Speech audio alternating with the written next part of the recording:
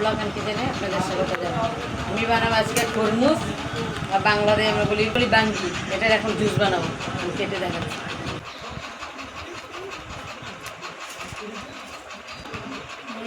হবে না ঢাকি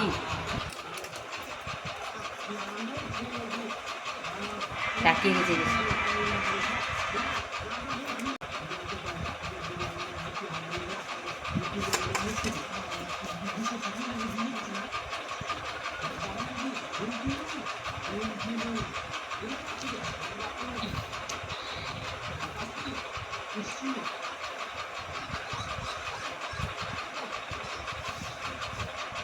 এরকম করে কেটে নেওয়া টুকরা টুকরা করে।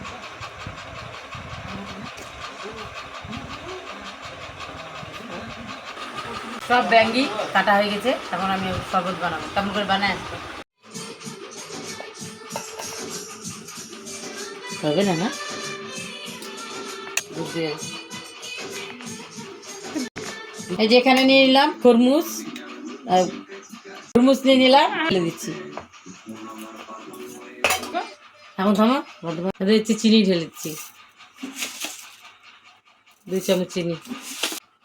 বাঙ্গি মানে খরমুজ, এটা কেউ বলে খরমুজ বাঙ্গি। আর বাঙ্গি নিয়ে নিলাম, এই যে এর মধ্যে দুধ, আমুল দুধ পাউডার দিলাম আর চিনি দিয়ে এখন এটা পিষে নিই। ঠিক আছে, এই যে আমার বাঙ্গির শরবত হয়ে গেছে।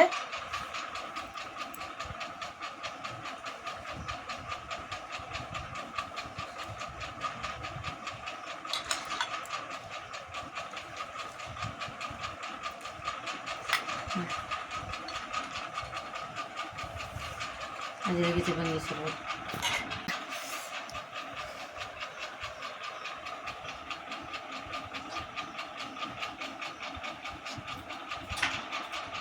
বাঙ্গির শরবতটা এখন আমি খেয়ে দেখাচ্ছি।